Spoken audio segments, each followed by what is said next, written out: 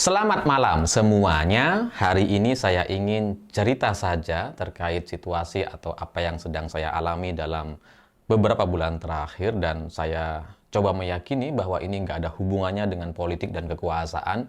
Ini murni hanya masalah pribadi saya yang saya alami dalam beberapa bulan terakhir, dan mungkin itu juga bisa, harapannya dengan saya bercerita seperti ini itu bisa menyelesaikan atau menjawab beberapa pertanyaan dari teman-teman sekalian. Karena dalam beberapa bulan terakhir ini saya melihat juga ada orang-orang yang nanya, kok jarang muncul, yang kadang juga nggak konsisten dan sebagainya.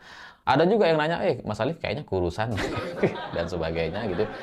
Ya memang dalam beberapa bulan terakhir ini saya ada satu masalah yang cukup menguras energi, cukup menguras emosi, dan bikin stres gitu. Karena masalah ini sebenarnya adalah masalah yang seharusnya sederhana, tapi ini menyangkut soal apa ya? Soal perasaan atau soal harga diri. Jadi saya ingin cerita saja gitu ya. Sekali lagi ini nggak ada hubungannya dengan politik dan kekuasaan, atau saya juga nggak tahu siapa yang memulai masalah ini, tapi kira-kira inilah yang saya alami pada tanggal 29 Maret 2025 atau sekitar 4 bulan yang lalu. Tiba-tiba email saya itu dinonaktifkan. Jadi saya nggak bisa login gitu ya. Terus kemudian saya nggak tahu mau menghubungi siapa. Dan saya coba hubungi kepada Google, sudah telepon dan sebagainya. Pada intinya saya tidak bisa mendapatkan solusi untuk bisa mengembalikan email yang ya setiap bulan ini emailnya tuh email berbayar gitu. Setiap bulan masih saya bayar lewat kartu kredit, tapi tidak bisa saya akses gitu. Saya juga kaget, ini ada masalah di mana gitu. Dan setelah email ini dinonaktifkan atau tidak bisa saya akses, itu secara bersamaan domain siwot.com, mungkin teman-teman dulu ada yang tahu website namanya siwot.com dan sekarang tidak bisa diakses. Itu juga domain atau nama ini siwot.com itu tiba-tiba nggak ada juga di akun saya. Jadi hilang. Dan setelah saya coba hubungi pihak penyedia layanan ini, itu disampaikan bahwa domain saya sudah diambil alih oleh orang lain, dan pihak penyedia layanan menawarkan broker profesional untuk melakukan negosiasi kepada pihak yang mengendalikan domain saya ini. Dan waktu itu bayarnya sekitar 1.600.000 rupiah kalau nggak salah, dan sudah saya proses waktu itu. Tapi pada akhirnya tidak ada tidak ada kemajuan setelah beberapa hari, dan itu cukup membuat saya jadi jadi kebingungan sebenarnya ini siapa gitu. Dan saya penasaran, ya marah juga gitu. Saya eh, ya mungkin kalau ada orang yang nggak suka dan sebagainya, oke lah gitu ya. Tapi berani melakukan pengambilan seperti ini dan pencurian data seperti ini tuh, saya pikir orang itu tidak paham konsekuensi dengan siapa dia sedang berhadapan. Ya mohon maaf, saya harus menggunakan kalimat itu gitu, karena ya berani sekali gitu. Dan memang sebelumnya saya mendapatkan beberapa email, ada beberapa orang coba komunikasi dengan saya.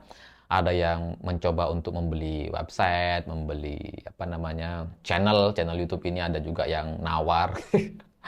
Ada yang nawar, saya lupa, ada lebih dari 11 orang, 11 akun rasanya yang coba menawar channel ini. Cuma saya tidak merespon apa yang coba mereka tawarkan, karena saya nggak tahu apakah itu jebakan atau coba main-main atau penipuan dan sebagainya. Jadi saya nggak jawab gitu, karena dari semua profil yang saya lihat nggak ada yang cukup meyakinkan gitu.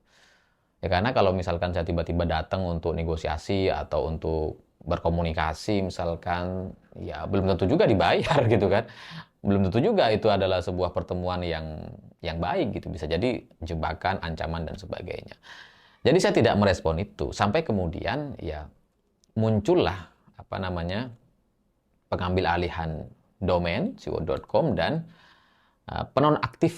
penonaktifan email, sehingga saya tidak bisa mengakses email saya sejak 29 Maret 2025. Dan dalam beberapa minggu setelah itu, sekitar seminggu setelah itu ya, setelah ada masalah ini, dan saya sudah komunikasi dengan Google, dengan YouTube, dengan penyedia layanan domain. Setelah ini semua, tiba-tiba ada email masuk dan mengaku sebagai broker untuk menawarkan ke saya domain siwo.com seharga $4.000 atau sekitar 65 juta rupiah. Ya, dengan proses transaksi dan layanan atau fee untuk brokernya ya, sekitar 80 juta katanya gitu. Saya juga nggak ngerti. Inilah yang membuat saya sangat marah sekali, karena setelah domain itu dicuri oleh pihak tertentu, saya nggak tahu siapa, tiba-tiba ada orang yang menawarkan barang curian itu ke saya dengan biaya yang cukup mahal, 65 juta rupiah atau sekitar $4.000. Ya, sebagai orang Madura, ini tetap saya harus sampaikan. Sebagai orang Madura, saya merasa dihina, dan ini adalah penghinaan yang nggak bisa dimaafkan. Ya, karena ya saya mending tengkar aja gitu daripada saya kemudian dihina kayak gini, karena ini ibaratnya data saya dicuri oleh pencuri, terus pencuri itu meminta saya untuk membeli barang yang sudah dicuri oleh dia. Ini kan dosanya double gitu ya. Dia dosa mencuri, kemudian dosa juga untuk memeras saya. Dan bagi saya prinsip ini prinsip yang tidak bisa ditawar gitu. Mending tengkar aja sampai mati sekalian gitu. Ya terserah siapa yang mati duluan. Kalau saya lagi marah seperti itu. Tapi pada akhirnya saya, ya mungkin karena saya sudah lumayan bijaksana lah. Mungkin karena juga sudah banyak bergaul dengan orang-orang Jakarta, dikecewakan, ditipu berkali-kali, ya, melihat begitu banyaknya teman-teman atau orang-orang di sekitar saya yang licik, kejam, dan menipu dengan tersenyum gitu. Saya meskipun punya prinsip yang sangat keras terkait kepercayaan dan keyakinan atau didikan khas orang Madura, tapi ya saya sudah lumayan bijak sehingga ya tidak terlalu kemudian emosional atau merespon ini dengan kemarahan yang meledak-ledak. Ya buktinya sekarang ini gitu ya. Ini masalah sudah 29 Maret. Saya baru bikin video ini pertengahan bulan Juli gitu. Jadi selama proses komunikasi dengan broker yang mengaku ditunjuk untuk kemudian melakukan negosiasi dengan saya atau melakukan proses penjualan transfer domain dengan seharga 65 juta rupiah atau $4.000 itu, saya coba jelaskan baik-baik bahwa ya saya coba menyampaikan dengan kalimat yang intinya saya menyampaikan niat saya baik dan saya tidak ada niatan untuk melakukan tindakan-tindakan yang sama kejamnya dengan si pencuri tadi. Nggak ada gitu. Saya coba sampaikan niat baik saya gitu ya. Dan ya dengan begitu saya juga tahulah bahwa ya pada akhirnya percuma kalau saya marah atau kemudian menyerang orang. Ya, iya kalau benar, kalau salah kan gimana gitu. Terus kemudian saya juga tahu bahwa ini adalah negara hukum, jadi ya nggak bisa tiba-tiba menyerang. Jadi saya coba jelaskan kepada broker bahwa ini milik saya, ini sejak awal domain ini milik saya. Jadi kalau kemudian dicuri oleh pihak pencuri dan kemudian sekarang ditawarkan ke saya untuk dibeli, itu adalah penghinaan yang sangat luar biasa.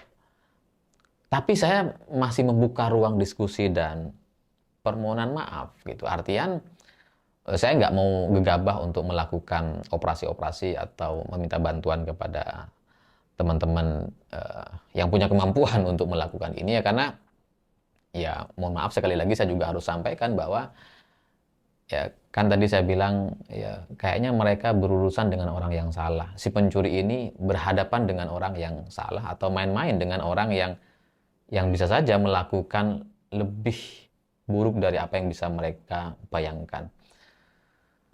Ya karena suka nggak suka gitu ya. Bagaimanapun teman-teman saya ada yang ya ada yang pejabat, ada yang aparat, sehingga urusan-urusan yang seperti ini seharusnya mudah sekali untuk diselesaikan. Aparat kita tuh canggih lah gitu ya, jejak digital orang pencuri kayak gini tuh mudah saja dilacak. Tapi saya nggak mau kemudian menyusahkan banyak orang gitu ya. Nggak mau juga si pencuri ini nanti menderita kalau saya kemudian tiba-tiba emosi gitu ya. Jadi saya coba menahan diri dan tetap berkomunikasi, sekaligus juga mencari jalan tengah dengan pihak Google dan YouTube supaya bisa menyelesaikan atau mengembalikan email saya ini. Intinya itu sudah diproses sama Google, sama YouTube ya. Yang awalnya saya tidak mau minta tolong kepada teman-teman di Jakarta, tapi karena sudah mulai terpaksa dan ya, ancaman dan pemerasan itu cukup mengganggu pikiran saya. Akhirnya saya coba minta tolong gitu ya. Saya ingin tahu, penasaran juga. Ini sebenarnya siapa gitu. Karena tiap malam saya merasa capek sendiri. Saya dihina seperti itu, diperlakukan apa ya? Harga diri saya dihina betul dan saya tidak melakukan apa-apa. Ya, bersabar, tapi kan rasanya kalau kita mampu untuk melakukan sesuatu atau ikhtiar, seharusnya kita lakukan. Nah, setelah beberapa malam itu saya coba minta tolong ke teman dan kemudian saya disarankan untuk melaporkan kasus ini karena menurut teman saya ya datanya udah ada gitu. Kalau misalkan mau dilakukan pelacakan, kemudian posisi terakhir pelaku atau pencuri ini itu ya mestinya mudah saja gitu, dan kalau dilakukan proses hukum ya ini sudah masuk ke dalam pencurian dan tindak pemerasan. Jadi ada dua pasal yang bisa dikenakan. Tapi setelah 4 bulan, saya coba berkomunikasi dengan pihak Google, pihak YouTube, dan di saat yang bersamaan saya diancam oleh seseorang ini, kemudian coba diperas sampai 65 juta. Setelah semua itu, setelah 4 bulan terakhir ini, saya coba menahan diri, dan saya coba memilih bersabar. Saya akhirnya mendapatkan beberapa pelajaran yang sangat sangat berharga sekali dari kesabaran yang saya lakukan. Jadi pada akhirnya saya nggak berniat untuk membuat orang lain susah gitu. Meskipun si pencuri ini saya nggak berniat untuk membuat susah si pencuri gitu ya. Ya meskipun dia sudah bikin saya marah, stres selama 4 bulan terakhir ini, saya nggak punya niat untuk balas dendam atau mukul atau memenjarakan dan sebagainya.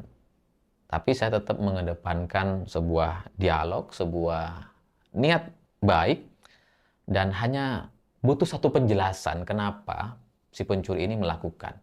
Saya hanya butuh itu gitu. Dan itu saya sampaikan kepada teman-teman saya di Jakarta supaya saya ditolong gitu. Supaya saya, kalaupun mereka tidak bisa memberikan data itu ke saya, siapa pelakunya dan sebagainya, tapi saya minta tolong untuk disampaikan kepada pelakunya supaya pesan ini sampai, supaya si pencuri tahu bahwa saya masih menunggu niat baik dia, niat baik mereka. Jadi meskipun sudah diancam, diperas dengan cara yang seperti ini, saya tetap ingin belajar dalam hidup ini yang secara sederhana, dan itu sudah saya sampaikan kepada teman saya di Jakarta kemarin, dan saya nggak tahu sampai sekarang setelah 3 hari belum ada kabar lagi, entah pesan itu disampaikan atau enggak, atau pesannya sampai atau enggak. Tapi video ini tujuannya untuk memberi pesan kepada si pencuri tadi. Anda bisa hubungi saya kapan saja, anytime, ada waktu, dan tolong dijelaskan, diceritakan saja supaya kita ini sama-sama belajar sebenarnya kita ini ada masalah apa. Sebenarnya tujuan mengambil itu untuk apa? Dan kenapa saya gitu? Kenapa email saya? Kenapa nggak channel yang lain yang lebih besar, yang lebih profitable dan sebagainya? Nah, selain itu, video ini saya juga sengaja saya buat sebagai sebuah pertanggungjawaban secara terbuka kepada teman-teman yang sudah ikut memikirkan dan ikut membantu saya dalam beberapa bulan terakhir ini, bahwa saya tidak mengada-ngada kepada tim YouTube dan Google yang sudah berkomunikasi, baik itu pihak Jakarta dan Amerika. Saya ingin menyampaikan terima kasih yang sebesar-besarnya atas bantuan teman-teman sekalian selama ini, dan semoga penjelasan dan kronologi yang saya sampaikan secara terbuka ini bisa dipahami, bisa diterima dengan baik, bahwa memang kasus ini benar-benar terjadi dan saya sama sekali nggak tahu siapa yang melakukan ini. Sewaktu-waktu misalkan nanti ini akan terus berkembang dan menjadi satu masalah, semoga video ini bisa ikut menjelaskan terkait apa yang sedang saya alami dan hadapi.